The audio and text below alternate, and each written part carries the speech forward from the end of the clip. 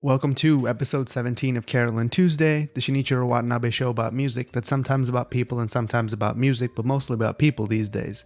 So this week we had a rather interesting week. After the kind of, I think, maybe two side episodes, one with Desmond and one with Flora, I guess, the singer from last episode, who's kind of a Whitney Houston substitute. And now we have this episode which goes back to more of like the A-B storylines that we usually expect from Carole Tuesday. And it's good to see the series get back to what it's really good at. But at the same time, we also have kind of the problem that I've had with the show for a little bit now, which is that Carole Tuesday get very little time in their own show.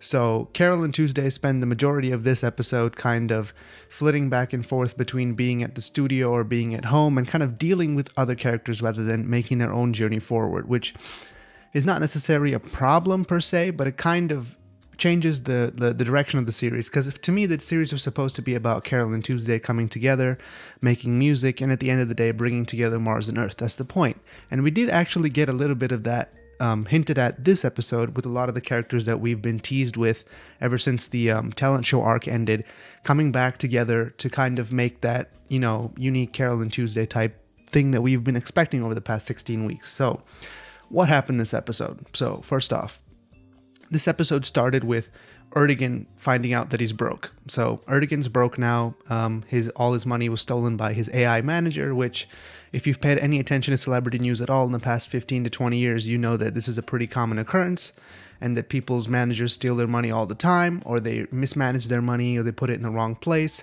and people lose their money probably way more often than they should, and they end up being broke or having to do things they probably didn't want to do. Dancing with the Stars basically exists to bankroll, waylaid celebrities at this point. So he finds out that he's broke. He's out on the street. All his things get, repossessed. His whole house gets foreclosed. He moves in with Roddy after Roddy finds him sleeping in front of the swimming pool under a pile of newspaper, which I thought was just a really nice touch. So Ertegun's broke now. And now that Carole Tuesday's debut single made it to the top 100 Billboard, it started at number 53, but it's slowly been climbing its way up, and now it's reached number 18. And who's number one? But of course, Angela. Angela's been at the top the whole time.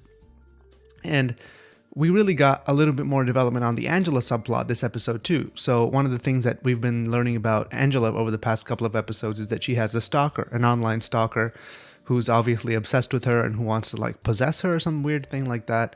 So he's been trying to creep her out. I can't really think of any other reason why he would do the things that he's done. He goes by the name Black Knight.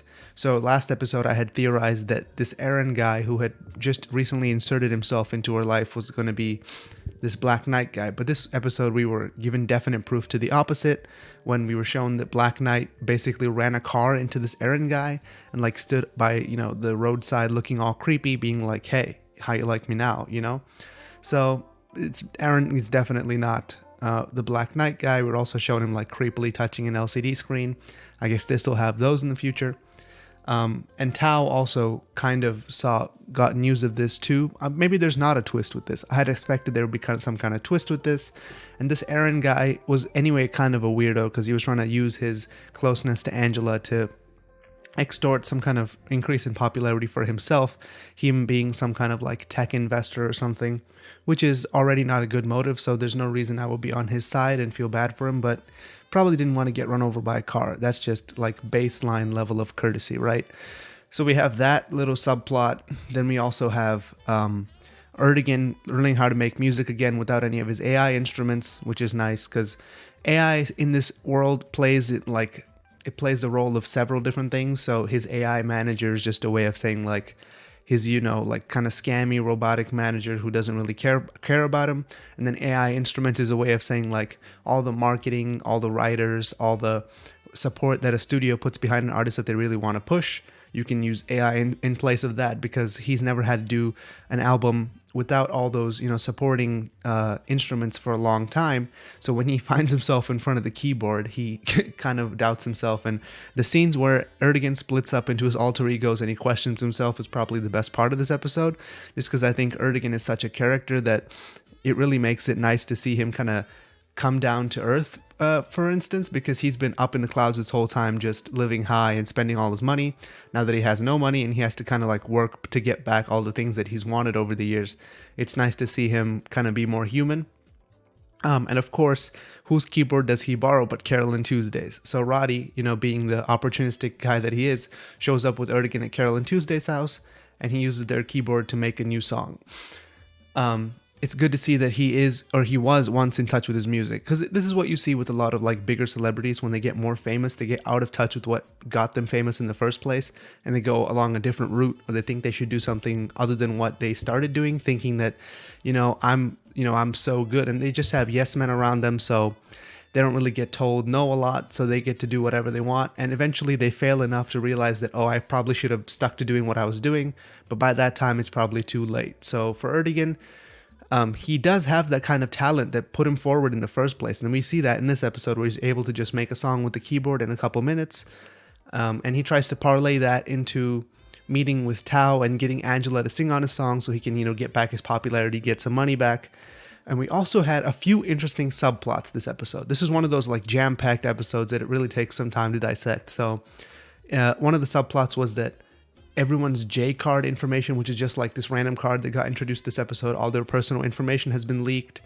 At the same time, you have this, which is very interesting, by the way, just to point out that the whole J card thing is like they just introduced that to comment on the current situation with personal information in our time.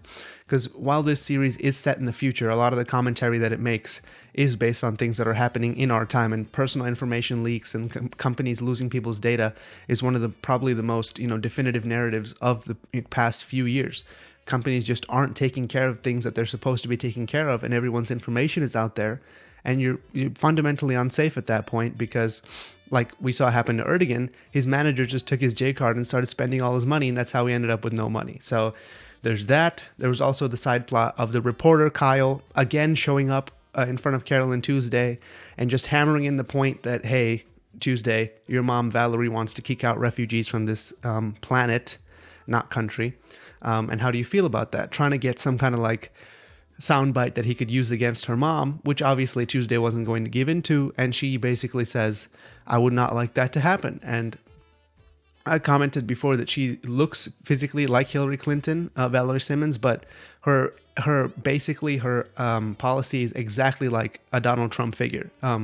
She doesn't want the refugees from Earth to come to Mars. She withdrew a trade pact that they already had with another country. And if you've been paying attention to global business news, I don't know how many of you are doing that, but you'll know that trade pacts have been being pulled left and right and renegotiated, helter-skelter over the past couple of years. So Shinichiro Watanabe is really pushing forward this whole Donald Trump type divisive figure here by uniting both of them. Clinton, Trump, what a unpopular presidential card. Anyway, that was one side plot. Then we also saw Valerie Simmons and her son Spencer get into this little tiff, and Spencer's like, I've stood by you this whole time, but I can't really stand by you and support you while you're doing all these questionable things that I don't even want to happen in this world, even if you are my mom. So he walks out on her, which is good to see. Spencer has been kind of an endearing character since the beginning, ever since he ran into Tuesday performing at that open mic way back in the day. He's been a nice guy, so it's good to see him also get some redemption for himself, step out from under his mom's shadow. I hope we see more of him in the future, because Kyle, the reporter, has talked to him, and he tells Tuesday oh, your brother sends his regards, which is nice. This Kyle guy is really hot on their tail. I wonder what he's eventually going to end up with, because he's digging deep into Valerie Simmons' past and all the shady things that she's doing, and he's trying to put together some kind of story that could take her down. I think ultimately he will succeed in doing that, because it seems like that's what we're being set up for. We are on episode 17 already, so there's only 7 episodes left of the show, or season 1 of the show. We don't know if we'll get more, I guess, seeing it as how it is pretty popular. Every single time I have a Carole Tuesday video recommended to me on YouTube, it has hundreds of thousands of views. So I guess the show is doing pretty well, which is good to know, because, I think Shinichiro Watanabe took a pretty big risk by doing this show, because the last show he did was more aloof and abstract, and this one is so grounded in reality. We see not even vague analogies. They're basically direct, analogs to things that are happening in our world. We have personal information leaks. We have divisive political figures. We have the increasing digitalization of music. These are all just a few of the things that over and over we get told in this series as happening in this world, but really it's happening in our world too. And the setup of Earth and Mars as two separate planets, and refugees fleeing Earth to go to Mars is, it's like a direct comparison to the whole like border problem that the US has now. So in the midst of all this, we have Carole and Tuesday trying to make an album, and they have to go to Toby in the studio. And Toby, despite being some kind of like Rick Rubin figure, Rick Rubin is like famous for being super chill, and Toby is like not at all chill at all. He's so uptight and in their face and saying all your songs are really bad. If you want to put out an album with my name on it, you got to come up with better stuff. That's like the backbone of the episode, is Carole and Tuesday struggle to work with Toby to make this album, but all the rest of the stuff is really what fleshes it out and makes the world feel really lived in and kind of expansive in the way that we've come to know of Carole and Tuesday. That's really what the show does at its best, is show you this world that's very well thought out, even if it is almost a direct parallel to our world, just with, slightly fancier smartphones. So that's episode 17 of Carole and Tuesday. An interesting episode, to say the least. If the whole show continues to be like this, I'd be very interested, because we see so many aspects of the society, and really that's what I watch the show for, is to see this world and like get Shinichiro's take and all the stuff that's happening in our world. I'd be interested to see what happens with Ertegun's song in the next episode. Also, what happens to Carole and Tuesday's album. Their song is steadily climbing. It could even reach the top 10 next episode. We didn't really get any Gus or Roddy action this week. Mostly we were focused on Ertegun, dealing with his loss of money. Nothing to do with any of the other characters we've met along the way either. So that's it for episode 11. Episode 17. Did I say episode 11? I meant episode 17. The weeks are going by very quickly, and soon the summer season will be over. But alas, we only have 7 more episodes left of the show. And eventually we're going to get to that reunion moment between Earth and Mars with the miraculous 7 minutes that we've been promised since the very first minute of the show. So that's it for this week. Thank you for watching. Like, comment, subscribe, all that good stuff. And I'll see you in the next episode.